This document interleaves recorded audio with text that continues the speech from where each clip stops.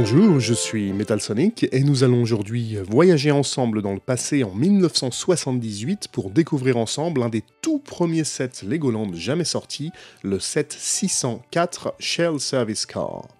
Alors je vous avais déjà parlé de l'année 1978 et j'avais expliqué que c'était peut-être l'année la plus importante pour Lego car c'est cette année-là que l'on a vu apparaître pour la première fois les mini-figurines. En effet, si Lego avait jusqu'alors déjà proposé des personnages dans ses sets, ils n'avaient pas grand chose à voir avec les minifigs actuels, faisaient bien 2 fois leur taille, étaient principalement constitués de briques, leurs bras étaient constitués de pièces qui seront plus tard réutilisées par exemple pour certains bras mécaniques dans les sets Lego Space, et le visage était vraiment très gros et faisait un peu peur je trouve personnellement. En 75, en revanche, on passera sur un format mini, mais là encore, on était très éloigné des mini-figurines que l'on connaît maintenant.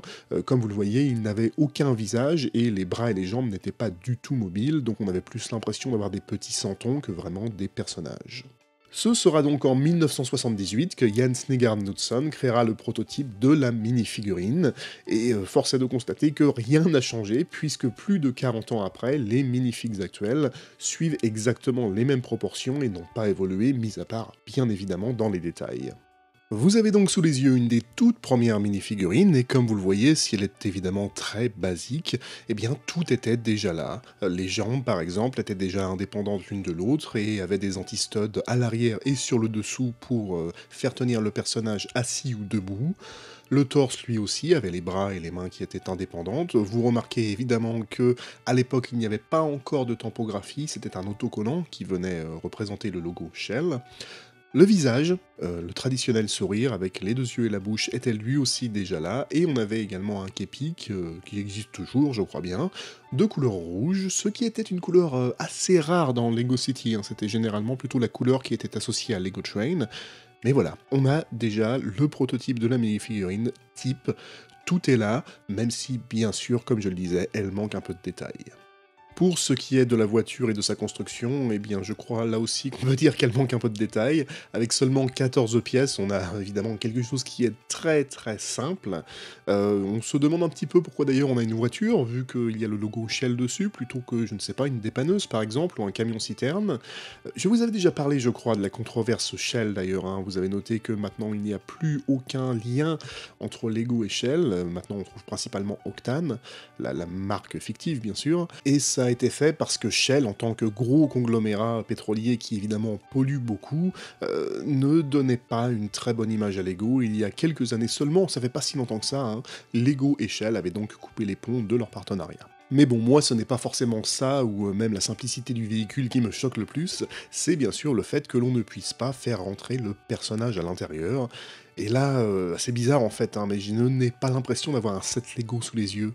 Parce que pour moi, quand j'étais enfant en tout cas, tout l'intérêt des Lego était bien sûr de pouvoir faire rentrer les personnages dans les maisons, dans tous les véhicules, de créer quelque chose avec lequel le personnage lui-même peut interagir.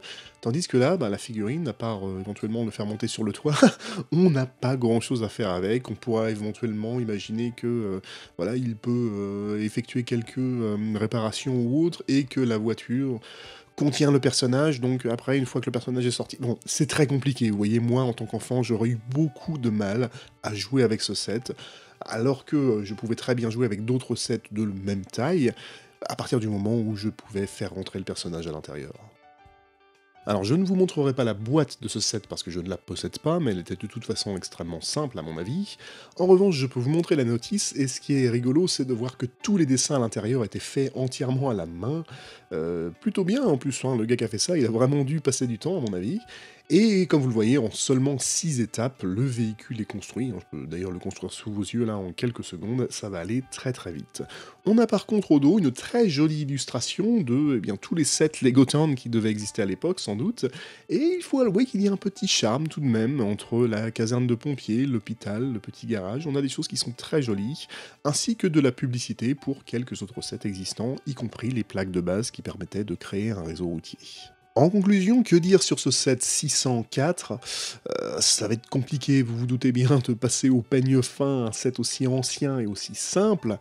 On pourra dire que d'un point de vue collection, il reste intéressant, parce qu'on a tout de même un des tout premiers sets jamais sortis, avec une mini-figurine dedans, et il a peut-être un certain charme rétro également, alors faut aller le chercher loin, mais je sais pas, je pourrais comparer ça peut-être à jouer à un jeu sur Atari 2600 par exemple, où on peut retrouver d'antiques sensations, et voilà, il y a un côté Madeleine de Proust, mais ça va bien sûr s'arrêter là, je pense, hein. Ce sera difficile de faire mieux que ça du point de vue de la jouabilité, on n'a absolument rien du tout, on peut faire rouler de la voiture, mais ça s'arrête là.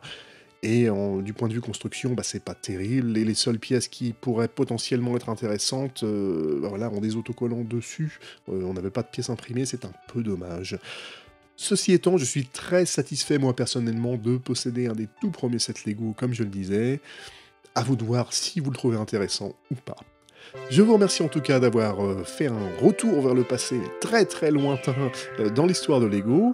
N'hésitez pas à vous abonner, n'hésitez pas à donner votre avis sur ce set en commentaire. D'ici à la prochaine fois, prenez soin de vous, à très bientôt.